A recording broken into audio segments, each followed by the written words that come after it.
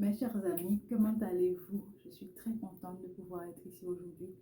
J'avais tellement envie de faire une petite vidéo, mais franchement, d'abord c'était la fatigue de la fin d'année et puis le début des vacances. Nous sommes partis très tôt en vacances et tout de suite après, j'avais encore beaucoup d'activités à faire, beaucoup d'activités de rédaction. Donc je me suis cassé la tête à essayer de rédiger des choses sérieuses dans une période euh, où il y a souvent des enfants à la maison et tout. Donc, du coup, je suis épuisée, je suis fatiguée. C'est dans cet état-là que je vous parle aujourd'hui. Mais je vous partage ces quelques mots parce que Dieu m'a mis ça sur le cœur pendant les vacances de réfléchir sur cette affaire de victoire. Victoire au nom de Jésus, victoire au nom de Jésus. Et d'autant plus que je suis en train de lire actuellement le livre des rois. Donc, du coup, je voulais vraiment partager ça avec vous. Dans le psaume 24, David présente Dieu comme étant l'Éternel, le Dieu fort et puissant. Et moi, je me suis beaucoup arrêtée sur l'idée que Dieu nous assure la victoire. La chanson sûre de la victoire, soldat du Seigneur, marche, chante de gloire, tu seras vainqueur.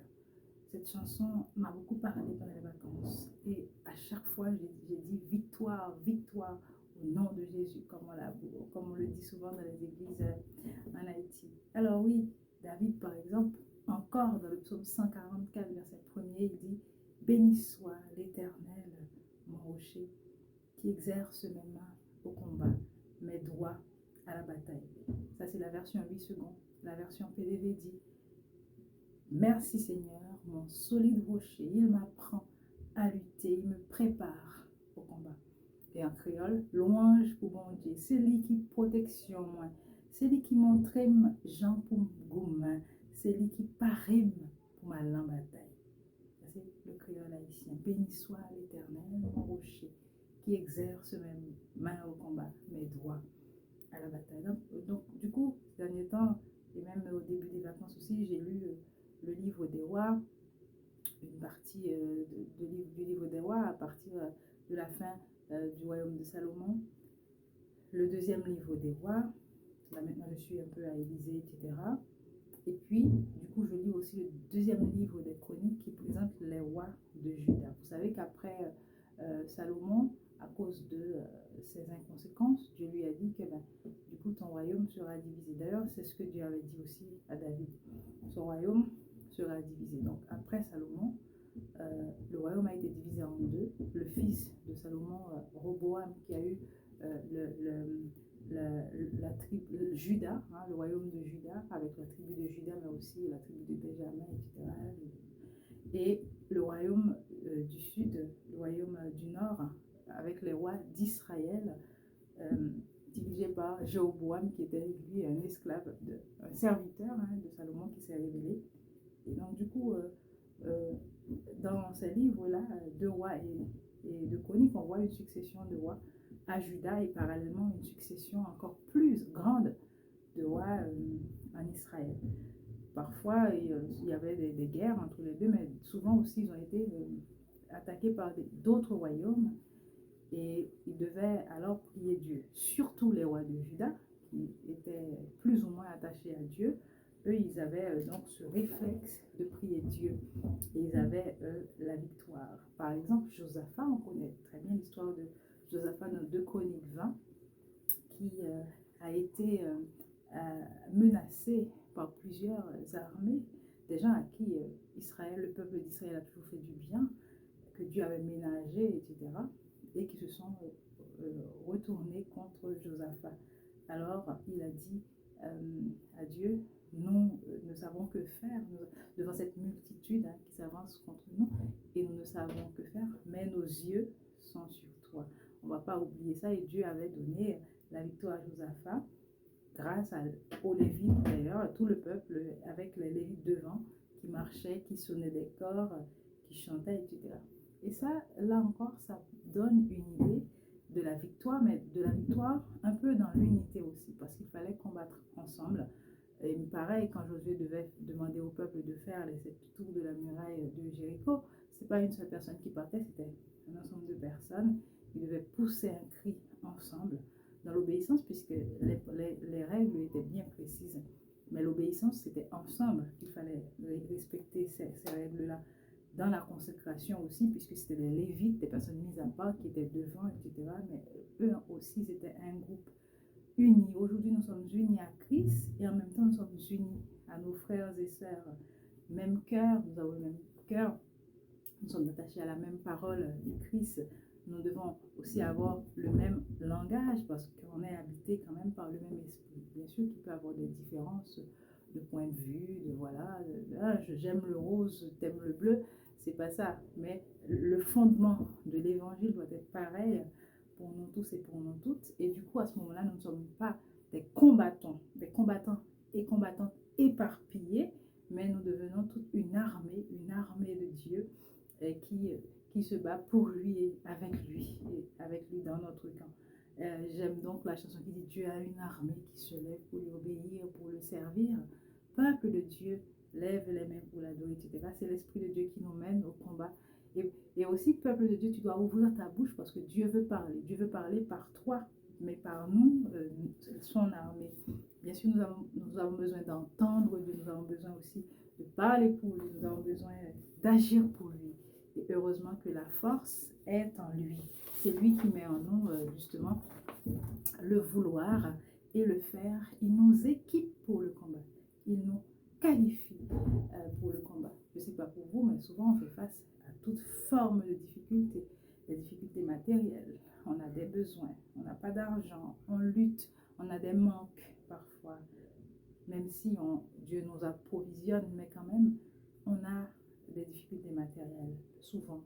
Et d'autres ont des difficultés relationnelles. Pas mal de personnes qui ont des problèmes dans la famille, avec un enfant, avec un mari, avec une femme, des problèmes dans le couple, des problèmes avec la famille élargie aussi, des problèmes parfois dans les églises, des problèmes au travail.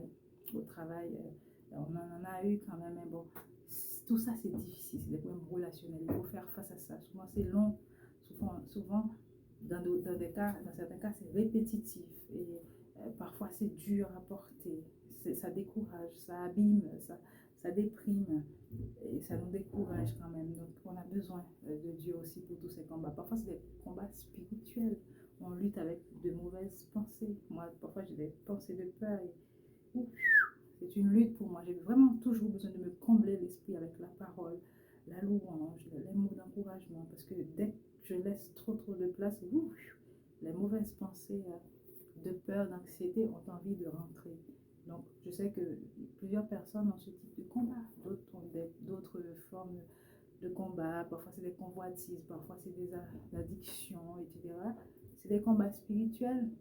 Et bien sûr, on peut se faire aider par l'église, par les amis, parfois aussi par des médecins, des psychologues, etc. Mais on a aussi besoin de prière. Et Dieu nous donne des armes aussi pour faire face au combat spirituel.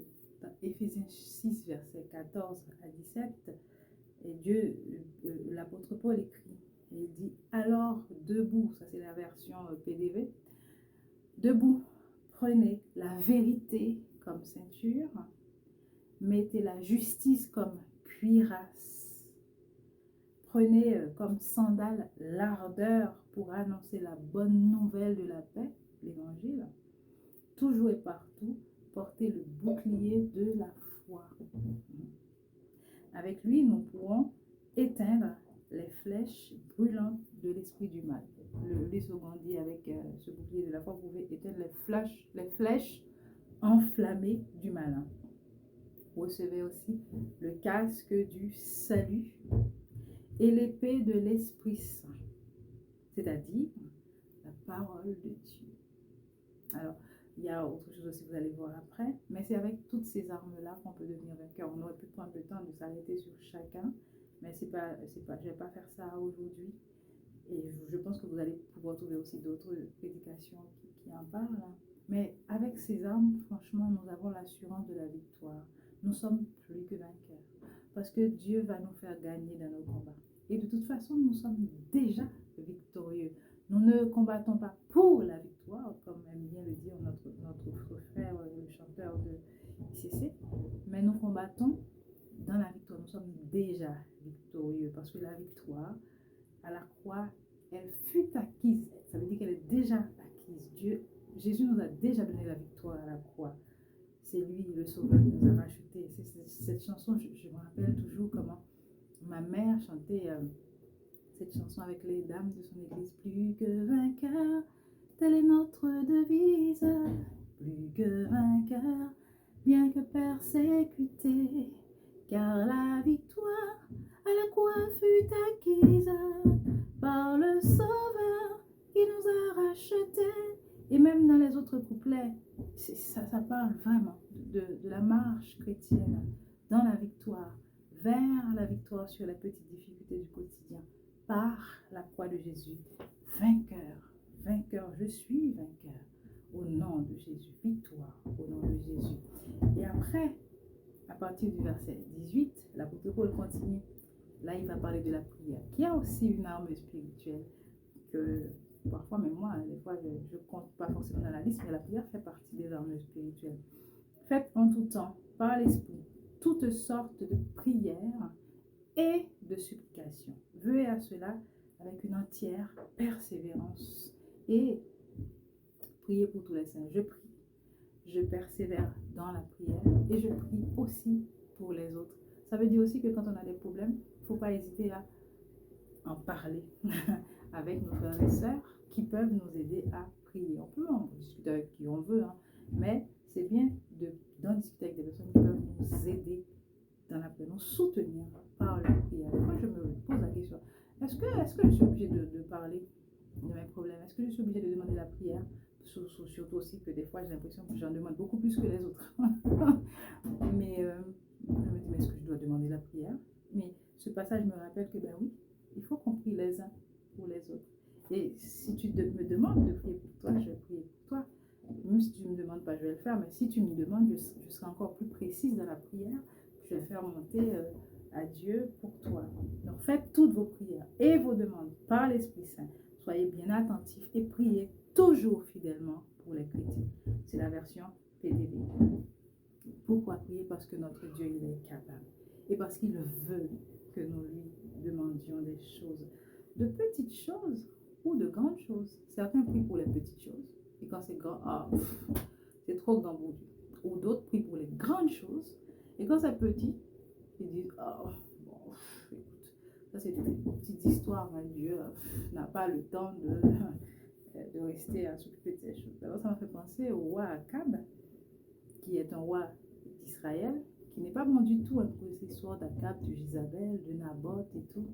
On trouve dans deux rois, c'était pas du tout un roi qui aimait Dieu. Mais il y a plusieurs chapitres sur lui dans la Bible. Il y a des moments justement où il se tournait vers Dieu, surtout quand il était face à des difficultés comme ça. Et il y avait un prophète alors qui venait, qui disait, mais vas-y, pourquoi tu ne pries pas Dieu, etc. Ou bien Josaphat qui disait, ben d'accord, allons vers Dieu. Bon. Et donc du coup, il y avait donc des va-et-vient comme ça entre lui et Dieu. Et cette fois, il est face aux Syriens qui viennent l'embêter. Il crie défaite, mais les gens lui disent non, non, non, non, non, non, il ne faut pas crier défaite tout de suite comme ça, etc. Bon voilà, finalement, Dieu lui a dit, mais je te donne de la victoire pour te faire savoir que c'est moi le Seigneur. Et c'est vrai que Dieu l'a fait gagner. Alors ce qui m'a fait rire, c'est que les Syriens ont perdu et ils se sont préparés pour répliquer, quoi, pour attaquer de nouveau le royaume d'Israël dirigé par le roi Akab. Et vous savez ce qu'ils ont dit? Ils ont dit, Dieu est un Dieu des montagnes. C'est pour ça que Akab a gagné. Allons attaquer le peuple d'Israël dans la plaine. Quand ils seront dans la plaine, ils vont perdre. Parce que Dieu est un Dieu des montagnes, donc il donne la victoire quand le peuple est en montagne. Mais quand le peuple est dans la plaine, voilà, il ne peut pas gagner. Ça m'a tellement fait rire, quoi. Je ne me rappelle même plus avoir vu ça dans la Bible avant, mais bon, Dieu c'est Negmon qu'on y a. Donc Dieu a des limites, lui. Il peut faire gagner en montagne, mais pas dans la plaine. C'est du n'importe quoi. Et d'autant, j'imagine qu'une bataille en montagne doit être encore plus difficile qu'une bataille en plaine. Donc s'il peut gagner en montagne, mais il peut gagner dans la plaine. Donc je prends l'image des montagnes, des choses très difficiles. Bah, si Dieu peut gagner sur les combats très difficiles, pourquoi non plus? Pourquoi il ne gagnerait pas non plus? Il ne gagnerait pas aussi, je ne sais pas, dans les petites choses, quoi. Donc venons à Dieu, ramenons-lui tout nos grands défis et aussi nos petites choses du quotidien, nos petits besoins de tous les jours, donnons-les à Jésus. Parce que, pourquoi? Tout simplement parce qu'on a besoin de Jésus pour résoudre tout ça. Les grands défis, on a besoin de Jésus pour les dépasser. Mais même dans les petits défis, mes amis, on a aussi besoin de Jésus. Donc, n'oublions pas d'aller vers lui. Donc, merci Seigneur pour la victoire. Béni soit l'Éternel, le Dieu des armées, victoire au nom de Jésus. Et du coup, j'ai lu aussi Ésaïe chapitre 40. Et il y a beaucoup d'endroits où le prophète rappelle que Dieu veut consoler son peuple, il veut le consoler, il veut le prendre dans ses bras, il veut le prendre dans ses bras comme de manière très maternelle et tout. Et pour les 3 derniers versets, il dit que Dieu donne de la force à celui qui est fatigué, qu'il augmente la vigueur de celui qui tombe en défaillance. Les adolescents se fatiguent et tombent, et les jeunes hommes chancellent. Mais ceux qui se confient en l'Éternel renouvellent leur force. Ils marchent et ne se lassent point, ils courent et ne chancellent point, etc. Dieu, dans le verset d'avant, il se présente d'abord comme quelqu'un qui ne se fatigue pas, mais après il nous montre aussi que même nous, quand nous marchons avec lui, nous ne nous fatiguons pas. Alors, pourquoi je connais ce passage par cœur? Parce que je l'ai vécu personnellement dans ma vie. À un certain moment, quand j'étais à l'université à Port-au-Prince, un jour, j'étais malade, j'étais très malade. C'est la première fois que j'avais ce type de problème. Et du coup, je devais m'arrêter dans mes études. J'étais à l'université, donc à Port-au-Prince. Mes parents habitent en province. Nous, on était à Port-au-Prince uniquement pour l'université. Donc, du coup, j'étais malade, j'avais besoin de soins. Il fallait que je rentre dans ma famille et que donc, je laisse l'université et donc que je perde tout un semestre de cours. Et ça m'a beaucoup attristée parce que je suis très attachée aux études. Donc, pour moi, c'était un coup. Déjà, je suis malade, je suis faible, très malade, avec des difficultés respiratoires. Et en plus, je vais rater mon semestre. Vous savez, vous avez payé, et puis ça veut dire aussi que vous allez être en retard par rapport au rythme que vous vous imposez. Et puis bon, voilà, je suis dans l'excellence et tout. En tout cas, c'était dur pour moi. Et je me rappelle le jour où j'ai eu donc le diagnostic qui me demande de m'arrêter. Et j'ai eu mon frère au téléphone. Et à l'époque, c'était des téléphones fixes. Et donc, du coup, le téléphone est au salon. Quand je l'appelle, tristement, je lui dis, ben oui, je vais pas bien du tout, je vais m'arrêter. Donc, je vais arrêter mon semestre. Il me dit, tu es au salon, donc lève donc les yeux. Regarde le passage qui est affiché au mur. Et c'était ce passage-là, Ésaïe 40, verset 29 à 31, qui me parlait de cette force et tout. Et au téléphone avec lui, quand j'ai lu le passage, j'ai dit à mon frère, ben, tu sais quoi, je rentre ce week-end. Dieu m'a donné la force à partir de ce jour-là pour manger, pour avancer. Dieu m'a guéri. J'ai pu effectivement rentrer pendant le week-end. J'ai pu reprendre mes études, donc je n'ai pas raté mon semestre. Dieu m'a guéri, premier miracle. Dieu m'a permis donc de retourner à la fac, deuxième miracle. Dieu m'a fait réussir mon semestre. Je n'ai pas raté, je n'ai pas perdu, j'ai réussi mon semestre. Et le plus beau, c'est que j'étais lauréate ce semestre-là. J'avais la meilleure note ce semestre-là. Et alors, oui, mais bon, pour les gens qui me connaissent, ils vont me dire, oui, lauréate, bah, ça t'est déjà arrivé dans la vie, tu as souvent été lauréate. Donc oui, même à la fac aussi, j'ai souvent été lauréate. Mais cette fois, c'était particulier parce que je n'étais pas uniquement lauréate de mon année, mais j'étais lauréate de toutes les années, de toutes les années de l'université là. Je n'étais pas lauréate uniquement de mon département, de ma spécialité, j'étais lauréate des 4 spécialités. Donc j'avais les meilleures notes des 4 spécialités. J'avais la meilleure note de toutes les 4, de tous les étudiants des 4 spécialités et de toutes les années. Et comme c'était extraordinaire et que c'est la première fois que ça arrivait, j'avais donc eu droit à une cérémonie, j'avais un cadeau, etc. Et je me suis permise à ce moment-là de dire merci Seigneur, ça a fait tout le monde parce que quand même tu es en sciences humaines et sociales et tu dis merci Seigneur, donc c'est un peu, bon, normalement tu es censé être raté. Mais j'ai compris quand même que cette victoire ne m'appartenait pas. C'était la victoire de Dieu parce qu'en réalité, je n'étais pas censée être lauréate, je n'étais même pas censée être là. Je n'étais pas censée être lauréate, pas censée réussir, pas censée être là. parce que j'étais malade. J'étais censée être dans ma province, dans les soins de ma famille. Alors merci Seigneur. Et j'ai eu beaucoup de victoires comme ça dans mes études, mais aussi dans ma santé. Quand j'étais enfant, hein, j'avais pas mal de problèmes de santé. J'avais un problème en particulier qui faisait penser que j'allais avoir des difficultés d'apprentissage. Et je me rappelle que mon père m'a toujours appelé génie malgré tout. J'ai pourtant redoublé une classe, mais quand mon père me voyait, il ne voyait pas les difficultés peut-être présentes ou à venir. Il voyait le génie que Dieu avait mis en moi. Et c'est vrai que rapidement, non seulement Dieu m'a guéri de ces problèmes-là, mais j'ai bien travaillé. J'ai souvent, mais le plus souvent, j'étais lauréate. À partir de la classe de CM1, le plus souvent, j'étais lauréate. Hein. J'ai pas été lauréate 2 fois. J'ai raté un examen une fois en CM2 parce que j'avais la typhoïde. J'ai pas été lauréate 2 fois en sixième. Et j'ai pas été lauréate plusieurs fois en seconde. Mais après, du CM1 jusqu'au bac, j'ai toujours été première. J'ai toujours été première. Quand je suis allée à l'université, c'était pareil. Quand je suis venue en France, c'était pareil. Quand je suis allée en Suisse, Dieu m'a permis d'exceller dans mes études. Alors qu'en fait, au début, j'avais quand même un diagnostic comme quoi ça allait être difficile, quoi. Donc, je ne sais pas ce que vous recevez pour vos enfants aujourd'hui. Peut-être qu'on vous a dit, ben lui, il ne va pas vous voir apprendre. Ou bien, peut-être que tu vois que ton enfant est tellement mal organisé que tu dis, ben ça, c'est un raté. Peut-être que ton enfant est tellement malade que tu dis, ben il ne faut pas mettre de l'espoir sur lui.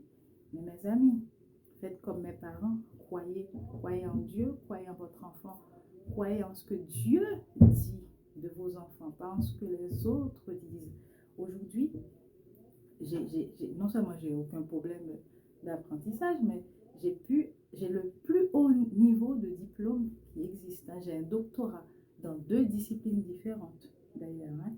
Et j'ai pu avoir pour mon doctorat une mention, la plus grande mention qui puisse exister en doctorat. C'est très honorable avec les félicitations du jury à l'unanimité. Je l'ai eu, cette mention-là. Et par la grâce de Dieu, j'ai pu présenter mes recherches dans de grandes universités, aux États-Unis, en France, au Canada, bien sûr, en Suisse, en Haïti, et tout ça. Et même si à ce moment, j'avais tout à fait perdu de vue l'idée de Dieu, mais en fait, ce que j'ai compris quand j'étais petite, c'est que c'est Dieu qui agissait en moi. Et aujourd'hui encore, je le sais, je suis reconnaissante face à ce Dieu qui agit en moi. Alors, je ne raconte pas tout ça pour me jeter des fleurs. Je ne raconte pas tout ça pour dire au monde entier que je suis une grande intellectuelle. C'est pas ça. Je raconte ça pour que vous puissiez voir ce que Dieu fait à partir de rien. Comment Dieu peut nous relever à partir, mais Dieu, il crée, Dieu est créateur. Dieu crée à partir de rien et il ne l'a pas fait uniquement au début de l'existence de l'humanité, de l'univers. Il continue à le faire au quotidien. Aujourd'hui, peut-être que vous avez objet ou quelqu'un d'autre a un diagnostic sur son enfant, sur sa santé, sur son apprentissage, sur sa manière d'être. Mes amis, ne vous arrêtez pas sur ce que vous voyez aujourd'hui. Ne vous arrêtez pas sur ce que les autres disent de vous aujourd'hui. Avancez, avancez par la foi parce que le Dieu de victoire habite en nous. Je marche aujourd'hui non par la vue mais par la foi. Le Dieu de victoire habite en moi. Et la chanson continue et dit, avec Dieu nous ferons des exploits car c'est lui seul qui écrase l'ennemi. Chantons et crions la victoire. Christ est roi. Et on dit yeah à la fin parce que c'est vrai. Le Christ, notre Dieu, il est roi. Toi aussi, tu as des victoires dans ta vie. Tu as eu des victoires dans ta santé, comme moi, ou dans tes études, comme moi, mais parfois c'est dans ton travail. Tu peux être comme moi aussi, j'ai des victoires dans mon travail. Ou dans tes finances, eh bien moi aussi.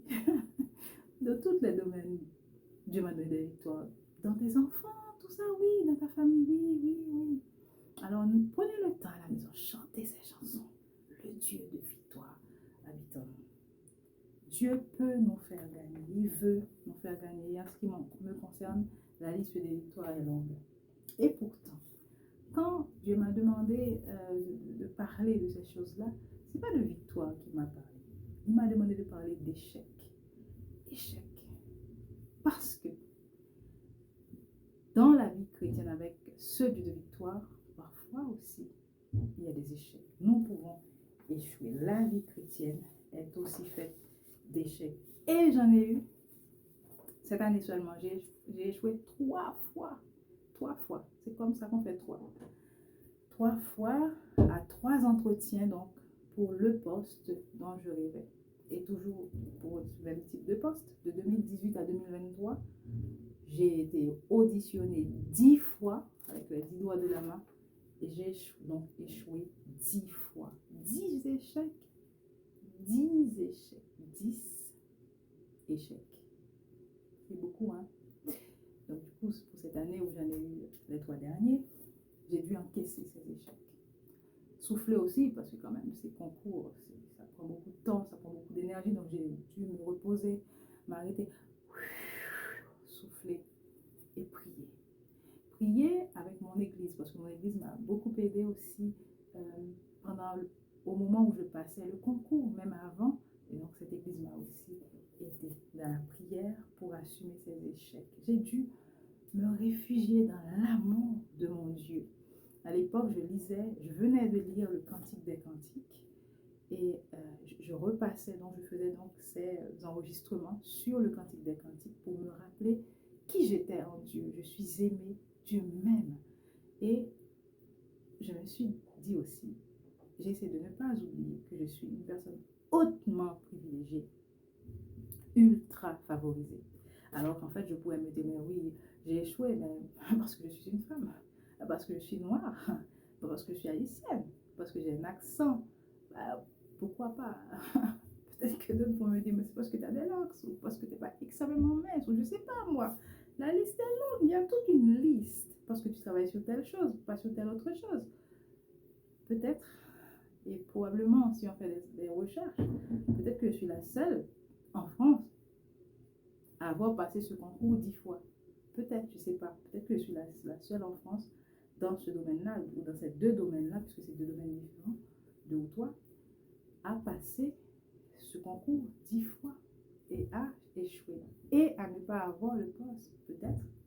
J'ai pas fait la recherche, de recherche à ce sujet et j'y ai tellement pensé. Mais je me suis toujours dit que Dieu m'aime. Et comme Dieu m'aime, malgré toute cette apparence qui pourrait porter les gens à mal juger mes dossiers, je sais que je reste une personne hautement privilégiée, ultra favorisée.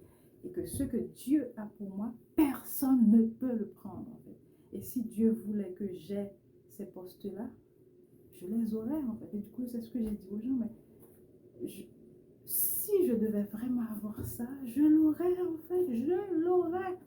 Et ça, je le dis avec assurance en fait.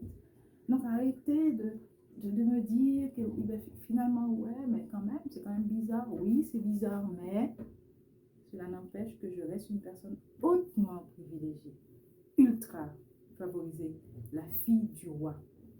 Et j'ai fait aussi donc cette dite retraite des femmes, la retraite des femmes du royaume, où j'ai quand même été aussi ressourcée par rapport à mon identité en Christ. J'ai eu la chance aussi d'écrire cet éditorial de la retraite en cette période où j'avais donc le début des résultats, donc je savais quand même que je n'avais pas eu ces concours-là. Et dans mon éditorial, j'ai rappelé encore cette idée de qui nous sommes en Christ. Et à ce moment, bien sûr que j'avais honte.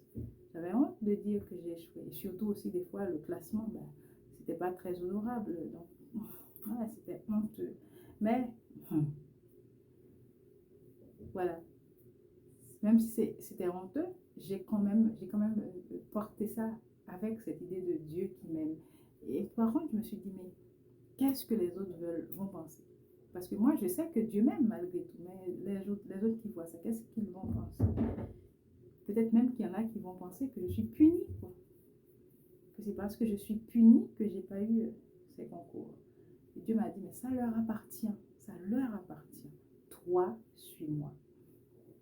Il fallait aussi que je parle de cet échec par rapport à l'un de mes enfants qui est grand. Et donc, ben oui, puisque si j'avais gagné, ça aurait supposé que qu'il y ait beaucoup de changements quand même dans notre organisation familiale. Donc, si j'ai perdu, ça suppose qu'on continue comme, entre guillemets, comme on est là. Donc, il fallait que je lui en parle. Et au début, elle était triste, ma fille. Sauf que je lui ai expliqué que de tout mon cœur, je crois vraiment que je ne manque de rien et que quand quelque chose est à moi, Dieu me le donne. Elle n'était pas si convaincue au début. Mais, et du coup, j'étais triste. J'ai dit, Seigneur, tu te rends compte que cet échec, c'est pas uniquement moi qui le subis, c'est pas uniquement les gens qui me regardent qui le subissent, c'est aussi mon enfant qui croit en toi et qui va peut-être pas comprendre cet échec. Et je lui ai dit, mais attends, t'es sûr que Dieu, il te déçoit? T'es sûr que Dieu, tu crois vraiment dans ton cœur que Dieu ferait, en fait, ne se soucierait pas de ce qu'il te faut, ne te donnerait pas quelque chose qui est vraiment bon pour toi? Ça t'est déjà arrivé? Et là, elle me dit, mais non, maman, j'ai demandé telle chose à Dieu, il me l'a donné. Et cette chose que Dieu avait donnée à ma fille, je ne vous en parle pas, c'est plutôt privé, c'est quelque chose qu'il m'avait donné à moi aussi. Donc c'était mon témoignage. Petit à petit, je me suis rendu compte que ce témoignage-là est devenu le témoignage de ma fille. Donc c'est un enfant, mais grâce à ma vie, grâce à mes échecs, mes épreuves, elle a son propre témoignage à elle aussi. Et je me suis dit, merci Seigneur, merci pour cette épreuve que j'ai vécue il y a des années et que ma fille a vu, en fait. Elle a été témoin à la fois de l'épreuve et de la délivrance. Donc aujourd'hui, c'est devenu son témoignage à elle. Et donc du coup, j'ai dit, merci Seigneur, je ne regrette pas d'avoir souffert parce que grâce à ce que j'ai vécu, aujourd'hui, ma fille, elle a confiance en toi. Elle a confiance en toi dans un moment d'épreuve, mais du coup, qu'est-ce qu'elle a fait, ma fille? Elle a donc sorti les succès d'avant pour affronter l'échec d'aujourd'hui. Donc, vous voyez, à chaque fois que vous vous arrêtez sur les échecs, vous voyez ce que vous oubliez? Vous oubliez tous les succès que vous avez déjà vus dans votre vie, toutes ces belles choses que Dieu a déjà fait pour vous. Et donc, du coup, je me suis mise à remercier le Seigneur. Et du coup, je le remercie aussi. Je n'ai pas eu le poste que je voulais avoir, mais j'ai quand même un travail aujourd'hui qui est très intéressant. Et grâce à mon équipe aussi, j'ai pu avoir aussi un bon emploi du temps qui va me permettre de faire tout plein de choses cette année. Donc, je remercie aussi mon équipe qui ne va pas regarder cette vidéo, mais du coup, ben oui, je leur dois ce remerciement de m'avoir pas forcément donné, hein, mais qui m'ont donné quand même cet emploi du temps qui me permet effectivement de pouvoir faire certaines choses. Donc, merci Seigneur, merci. Je n'ai pas à en vouloir aux gens parce que les gens ne me doivent rien. Et les gens ne peuvent rien me donner. Celui qui peut me donner ce qu'il me faut, c'est qui? C'est mon Dieu. C'est lui qui peut me donner ce qu'il me faut, ce qu'il veut pour moi. Et si Dieu veut ça pour moi, il va me le donner quand même. Donc, je n'ai pas à m'inquiéter. Et du coup, j'ai fait l'expérience de quoi avec cette question-là? L'expérience de la consolation divine. Vous savez, dans Matthieu 5, il est dit, heureux les affligés car ils seront consolés. C'est un passage que j'ai jamais compris. Pourquoi je dois être affligé pour être consolé? J'ai même pas besoin d'être consolé, j'ai juste pas besoin d'être affligé. Pourquoi je dois passer par l'affliction? C'est quoi? Mais qu'est-ce que Dieu veut m'apprendre dans ça? Pourquoi je dois être affligé pour être consolé? Ça n'a pas de sens. Que je sois dans la joie, c'est tout. Du début à la fin. Je n'ai pas besoin d'être affligée après pour être heureuse d'une certaine consolation. Pendant ces vacances, Dieu m'a permis de comprendre un aspect de ce passage. Je ne dis pas que c'est uniquement ça son sens, mais c'est ce que Dieu m'a donné en ce moment particulier. Heureux les affligés, car ils seront consolés. Quand est-ce qu'on est consolé? Je ne vais pas prendre le dictionnaire, mais la consolation, c'est quoi? C'est que parce qu'on était peut-être en larmes, parce qu'on attendait quelque chose. Et donc, être consolé, c'est faire parfois le deuil de ce qu'on a attendu ou accepter de remettre à plus tard ce qu'on a attendu. Pourquoi? Parce qu'on a reçu quelque chose d'autre, de l'amour, du réconfort, des bras, des bisous, qui nous permettent donc du coup de faire le deuil ou de remettre à plus tard, en tout cas de sécher nos larmes, de peut-être continuer à pleurer, mais de pleurer moins. Tu vois, et pour comprendre ça, moi j'ai pris l'image d'un enfant parce que moi je suis maman et je sais ce que ça fait pour mes enfants, la consolation. L'enfant pleure, parce qu'il a mal ou parce qu'il n'a pas quelque chose, mais quand je prends mes enfants dans mes bras, je ne sais pas pour vous, mais moi, mes enfants, moi, quand je les prends dans mes bras, même s'ils n'ont pas ce qu'ils veulent avoir, même s'ils doivent attendre pour avoir après, mais quand je les prends dans mes bras, ils sont vraiment contents. Ils ne débordent pas de joie, mais ils s'accrochent à moi comme ça, ils se sentent bien, ou du moins ils se sentent mieux. Ils n'ont pas ce qu'ils voulaient, peut-être qu'ils ne l'auront jamais, ou peut-être qu'ils l'auront après, mais dans cet instant T, ils sont dans mes bras, alors ils se consolent d'être dans mes bras. C'est-à-dire, dans cet instant T, ils font passer mon amour pour eux au-dessus de ce qui leur manque, au-dessus de ce qui leur fait mal, quoi. De ce qui leur fait mal. Donc, oui, au-dessus de leur souffrance, au-dessus de leur manque, au-dessus de leur tristesse, là, ils sont dans les bras de maman. C'est ça la consolation. Et si c'est ça que Dieu veut me faire vivre, alors vive les afflictions. Parce que ça, pour le coup, être dans les bras de mon Seigneur, quand il me prend dans ses bras, quand il me dit une parole importante, quand il me met contre son cœur, mes amis, je peux vous dire que c'est une expérience particulière. C'est une expérience extraordinaire. Et oui, je suis heureuse aujourd'hui. Je suis heureuse. Parce que dans mon affliction, Dieu m'a consolée. Dieu est un Dieu de victoire. Et avec lui, on va aussi passer par des échecs. Mais il sera toujours là. Et il sera aussi là pour nous consoler. Quand on rit, il rit avec nous. Quand on gagne, il gagne avec nous. Il est tellement content. Mais quand on pleure, vous savez ce qu'il fait? Il pleure avec nous. Il nous tend la main, les bras, son cœur, son épaule. Et chaque goutte de larmes, Dieu les recueille. Moi, j'ai fait l'expérience depuis mon enfance. Quand je suis vraiment affligée par quelque chose et que je pleure, jamais pleurer devant Dieu sans qu'il y ait quelque chose qui se passe. Dieu m'a jamais laissé pleurer pour lui. Donc, à la retraite, il y a une dame, un pasteur anglais, une pasteur anglaise qui nous expliquait comment nos cris de femmes sont importants pour Dieu. Pleurez devant Dieu. Faites du bruit en moi. Et faites du bruit devant Dieu. Parce que ce cri-là, mes amis, Dieu veut aussi l'entendre. Les femmes, nos larmes qui pleuront sur nos enfants, qui pleuront sur nos pays, qui pleuront sur la tristesse, qui pleuront sur ce qui nous entoure, qui ne nous concerne pas forcément personnellement, mais qui nous entristisse. Tout ce qui nous inquiète, nous entristisse. Crions avec ça devant Dieu. Et c'est peut-être à ça aussi que servent les épreuves. C'est qu'on puisse crier devant Dieu.